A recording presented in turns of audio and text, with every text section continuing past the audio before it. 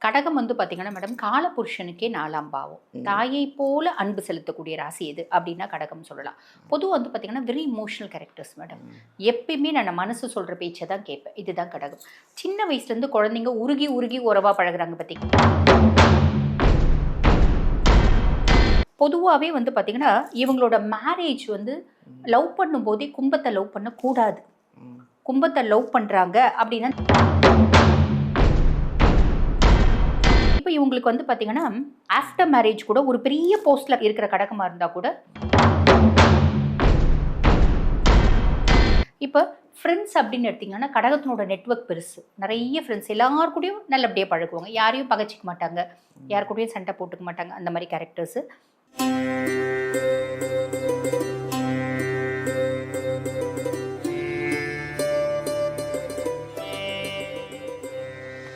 வணக்கம்.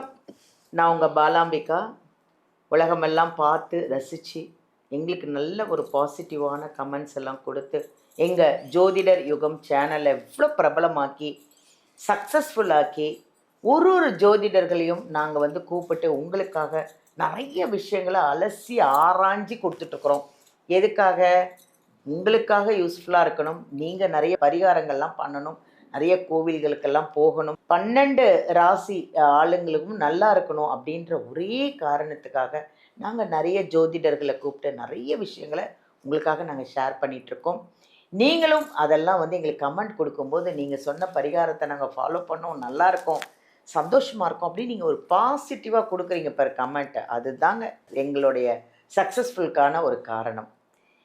இன்னைக்கு ஒரு அருமையான ஒரு டைட்டிலோட, அருமையான ஒரு ஜோதிடரோட, அழகான ஒரு ஜோதிடர நம்ம சந்திக்க போறோம். யார் அப்படின்னா, ஒரு அழகா, பிரகாசமா, ஒரு என்ன சொல்றது? அவங்களுக்கு நெறைய ஃபேன்ஸ் இருக்காங்க. ஒரு அழகான முகம், அழகான 12 ராசிக்கும் உங்களுக்கு ஒரு பாசிட்டிவான விஷயங்கள கொண்டு வந்துட்டுருக்காங்க. நம்ம டாக்டர் தீபா அருளாளன் அவர்கள தான் நம்ம சந்திக்க போறோம். இன்னைக்கு என்ன டைட்டில் அப்படின்னா, பிரம்மன் எழுதிய விதி. புதுசா இருக்குல்லங்க. எனக்கே அது புதுசா தான் இருக்கு. பிரம்மன் எழுதிய விதி என்னதான் இருக்கும் அந்த 12 ராசிக்கும்? அப்படின்னு நம்ம டாக்டர் தீபா அருளாளன கேட்டு தெரிஞ்சுக்கலாமா? வாங்க அவங்கள சந்திப்போம். வணக்கம் மேம். வணக்கம். நான் சொன்னேனா பிரகாசமா, அழகா ஜிகி ஜிகின்னு இருக்கீங்க மேம். ஜிகி ஜிகின்னு இருக்கீங்க. ஆமா. பரவாயில்ல மேம். உள்ள நெறைய நம்மளுக்கு வந்து யாருக்கு என்ன பிரச்சனை இருந்தாலும் வெளிய ஜிகு ஜிகுன்னு தான் இருக்கணும் அப்படின்றதுக்கு நம்மளே முன்னோடியா இருக்கலாம். இல்ல மேம். நான் ஒரே ஒரு விஷயம் தான் நான் சொல்வேன். நாம என்ன தோற்றமோ, அதுதான் பாசிட்டிவ். நாம என்ன தோற்றமோ, அதுதான் நெகட்டிவ். உண்மை. நான் வந்து ஒரு நெகட்டிவான ஒரு தோற்றத்தோட உட்கார்ந்திருந்தா, அது முதல்ல சேனல் பார்க்குறவங்களே வந்து ஃபோன மாத்தி விட்டுருவாங்க. நம்ப கண்டிப்பா. இவ்ளோ அழகா இந்த மூக்குத்தியெல்லாம் போட்டு, நீங்க அப்படி ஜொலி ஜொலின்னு உட்காந்துக்கிட்டு, இப்படிலாம் உட்கார்ந்தாதான் சேனல்ல நம்மள ரசிப்பாங்க. கரெக்ட். அப்படின்றது என்னோட கான்செப்ட். இல்ல மேடம். நம்ம என்ன சொல்ல வரோம் அப்படின்னு அட்லீஸ்ட் ஒரு செகண்ட் காது குடுத்தாவது கேட்பாங்க. அது உண்மை. அதுக்கும் மேல கேட்பாங்க. மேடம் ஒவ்வொரு லேடீஸும் வந்து பார்த்தீங்கன்னா, அவங்க அழகா தான் இருக்கணும். இருக்கணும். பொதுவாவே பெண்கள்னாலே அழகு. ஆமாங்க. இல்லைங்களா? பெண்கள்னாலே மகாலட்சுமியோட ஸ்வரூபம். அப்ப நம்ம எப்பயுமே லட்சுமிகரமா இருக்கிறது தானே மேடம் நல்லது. இல்லைங்களா? இதெல்லாம் மனோரமா சொல்லுவாங்க மேம். ஓ! நீங்க பழைய நடிகை மனோரமா தெரியும் ஆமா, உங்களுக்குல்ல? அவங்க ஆமா. அப்படிதான் சொல்லுவாங்க. ஓ! அழகா இருக்கணும். அதுவும் கரெக்ட். இல்லாம ஏஜ் சொல்லக்கூடாது. ஆமா. பெண்கள் பெண்களோட வயது ஏஜ சொல்லக்கூடாது. நம்ம சொல்லிக்க கூடாதுன்னு சொல்லுவாங்க. ஆமா. அதே மாரி நான் அந்த நடிகன் படம் ஆக்ட் பண்ணும்போது, ஆன்டின்னு சொன்னதே அவங்க ரொம்ப நாள் 2 நாள் என்கிட்ட ஷூட்டிங் ஸ்பாட்ல ஃபீல் பேசவே பண்ணாங்க. இல்ல. பேசவே இல்ல மேம். ஆமா. ஏன் பேசலன்னும் போது தான் எனக்கு தெரிஞ்சுச்சு. ஆன்டின்னு ஆ சொல்லக்கூடாது. என்ன ஆமா. ஏன் ஆன்டின்னு கூப்பிட்ட? நான் கிழவியான்னு என்ன கேட்டாங்க. அப்பதான் மேம் தெரிஞ்சுக்கிட்டேன். ம். பெண்கள் என்னைக்குமே ஸ்வீட் 16 ஆமா. அப்படிங்கிறத நம்ம காமிச்சுக்கிட்டே இருக்கணும் இல்லையா? Correct, correct. பிரகாசமா, அழகா. ஆமா. மேம் இன்னைக்கு வந்து பிரம்மன் எழுதிய விதி அப்படின்னு ஒரு அழகான ஒரு புது டைட்டிலோட இன்னைக்கு நம்ம மக்களை சந்திக்க போறோம். இந்த பிரம்மன் எழுதிய விதின்றது 12 ராசிக்கும் இருக்கும் இல்லையா? ஸோ கண்டிப்பா. அந்த 12 ராசிக்கும் பிரம்மன் எழுதிய விதி நம்ம பார்ப்போமா எப்படின்னு? கண்டிப்பா பார்க்கலாம் மேடம். மேம் இந்த பிரம்மன் எழுதிய விதி அதுல அடுத்தது கடகராசி. இந்த கடகராசிக்கு எப்படி இருக்கு சொல்லுங்க மேம். கடகம் வந்து பார்த்தீங்கன்னா மேடம் காலபுருஷனுக்கே 4ஆம் பாவம். தாயை போல அன்பு செலுத்தக்கூடிய ராசி எது அப்படின்னா கடகம் சொல்லலாம். பொதுவாக வந்து பார்த்தீங்கன்னா வெரி இமோஷனல் கேரக்டர்ஸ் மேடம். எப்பயுமே நான் மனசு சொல்கிற பேச்சை தான் கேட்பேன். இதுதான் கடகம். சின்ன வயசுலேருந்து குழந்தைங்க உருகி உருகி உறவாக பழகுறாங்க பார்த்தீங்களா? அதாவது ஒரு தாத்தா பாட்டி மாமா மாமி சித்தப்பா சித்தி, ஐயோ தாத்தா இல்லைன்னா குழந்தைக்கு உடம்பு சரியில்லாமல் போயிடும், நீங்கள் ஊருக்கு போயிட்டீங்க, நீங்கள் கோயிலுக்கு போயிட்டீங்க, குழந்தைக்கு உடம்பு சரியில்லாமல் போயிடுச்சு, இப்படிலாம் சில குழந்தைங்களை சொல்கிறாங்க பார்த்தீங்களா? அதெல்லாம் கடகமாக இருக்கும் அப்படின்னு சொல்லலாம். பொதுவாகவே இவங்களுக்கு வந்து பார்த்தீங்கன்னா 4 பேருக்கு சேவை செய்யறது பிடிக்கும். அதனால தான் நிறைய கடகம் வந்து பார்த்தீங்கன்னா என்ஜிஓ, சமூக சேவை, அதுக்கும் மேலே ஃபாரின்ல வேலை செய்யறது, நிறைய மருத்துவராக இருப்பாங்க. மற்றவங்க நல்லதுக்காக பாடுபடுறது கடகத்துக்கு ரொம்ப பிடிக்கும் அப்படின்னு சொல்லலாம். உள்ளன்போடு செய்வாங்க. ஃப்ரெண்ட்ஸ் அப்படின்னு எடுத்தால் இப்போ பிள்ளை ஸ்கூல் படிக்குது, அதனோட ஃப்ரெண்ட்ஷிப்லாம் எப்படி இருக்கும் அப்படின்னா ரொம்ப வந்து பாசமாக பழகுவாங்க. வீட்டில் ஏதாவது செஞ்சால் ஃப்ரெண்டு கொடுக்கணும், ஃப்ரெண்டு கொடு, எனக்கு இல்லைனா கூட பரவாயில்ல, இல்லடி 2 குழி பண்ணியாக இருந்தால் இருக்குது பரவாயில்ல, நீ என் ஃப்ரெண்டு கொடு, என் ஃப்ரெண்டு கொடுன்னு போட்டு குழந்தைங்க எடுத்துகிட்டு போகும் பார்த்தீங்களா? இதெல்லாம் கடகம் அப்படின்னு சொல்லலாம். பொதுவாக வந்து பார்த்தீங்கன்னா மேடம் இது நீர் சம்மந்தப்பட்ட தொழில் இதெல்லாமும் இவங்களுக்கு ஒத்து வரும். நான் முன்னாடியே வெளிநாட்டு வேலை அப்படின்ற மாதிரி சொல்லிட்டேன். ஸோ இவங்க லவ் பண்ணுவாங்களா? சாலிடாக லவ் பண்ணுவாங்க. லவ் பண்ணுறது சொல்ல மாட்டாங்க பெரும்பாலும் வந்து பார்த்தீங்கன்னா எனக்கு ஒன்று பிடிச்சிருக்கு அப்படின்னு சொல்ல மாட்டாங்க. ஆனால் லவ் பண்ணுறாங்க அப்படின்னும் போது எந்த பையன் இப்போ கடகராசி பொண்ணுன்னு வச்சுக்கோங்களேன், எந்த பையன் குடும்பத்தோடு ரொம்ப ஒத்துமையாக இருக்கம்மா, நீ காலேஜுக்கு பஸ் ஏற்ற வந்தாங்கம்மா மழை பெய்யுதுமா, நீ போமா போய் முதல்ல போய் உள்ளே உட்காருமா, நஞ்சின்னு நாளைக்கு வர தலைவலின்னு ஜுரம்னு, நீ தயவு செஞ்சு போமா கேர் எடுத்துக்கிற பையன். ஆமாம் அப்படின்னு ஒரு பையன் சொல்கிறாரு வச்சுக்கோங்களேன், அந்த பஸ்ஸுக்குள்ளே ஒரு பிள்ளை உட்காந்துச்சுன்னா அந்த பையனை அந்த பொண்ணுக்கு பிடிச்சிடும். அந்த பொண்ணு கடகமாக இருந்தால் அந்த பையனை தான் அந்த பொண்ணுக்கு பிடிக்கும்.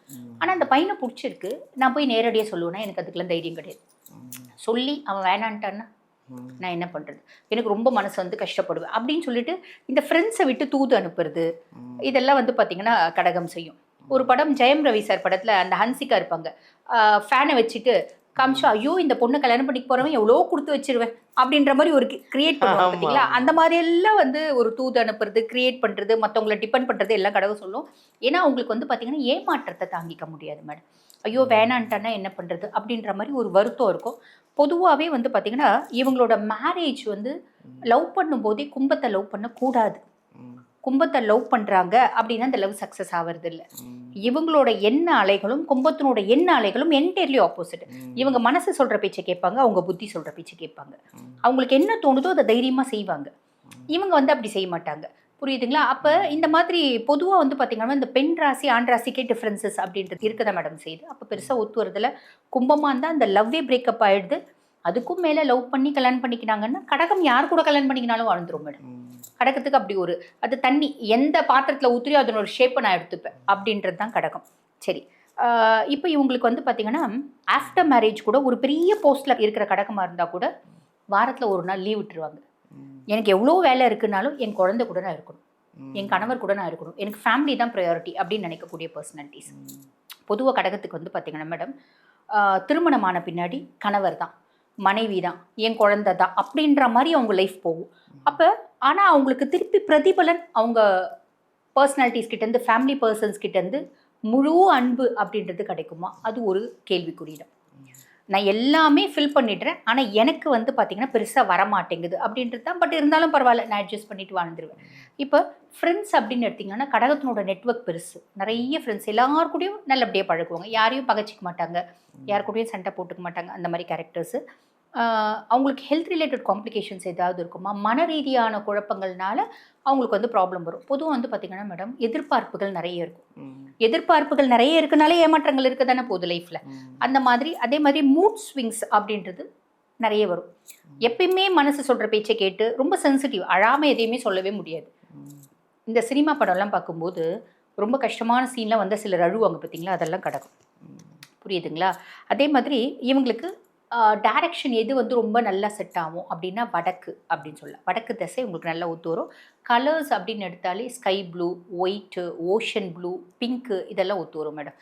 ஜென்ரலாக சொல்லணும் அப்படின்னா ஒரு கடகராசி அம்மா கிடைச்சாலோ, கடகராசி அப்பா கிடைச்சாலோ, கடகராசி மருமக கிடைச்சாலோ, கடகராசி மாமியார் கிடைச்சாலோ அந்த பர்சன்ஸ் லக்கி. இப்போ இந்த பிரம்மன் எழுதிய விதியில் அவங்க இதை பண்ணால் நல்லாயிருக்கும் சக்ஸஸ் ஆவாங்க அப்படின்னா என்ன இருக்குது மேம்? நீங்கள் வந்து வாழ்வியல் பரிகாரம் மாதிரி கேட்பீங்க இல்லையா? பொதுவாக வந்து பார்த்திங்கன்னா மேடம் இவங்க நீர்நிலைகளில் இருக்கக்கூடிய ஒரு முக்கியமா இந்த மீன்களுக்கு உணவு போடுறது, பொறி போடுறது, இல்லைன்னா பட்சிகளுக்கு உணவு கொடுக்கறது, இதெல்லாம் கூட எங்களுக்கு நாங்கள் கோயிலுக்கெல்லாம் போகிறதுக்கு நேரம் இல்லைங்க அப்படின்னா ரொம்ப சிம்பிளான ஒரு பரிகாரம் இருக்கு மேடம். இந்த பௌர்ணமி நிலவு ஒளி இருக்கு பார்த்தீங்களா, ஆமா. அதுல போய் மொட்டை மாடியில ஒரு 2 மணி நேரம் உட்காரு, முடியும்னா 4 மணி நேரம் கூட உட்காரு. ஓ. இல்லைன்னா அந்த பௌர்ணமி ஒளி உங்க உடம்புல படுற மாதிரி உட்காரு. ம். மனசுல நிறைய ஹாப்பினஸ் இருக்கும்.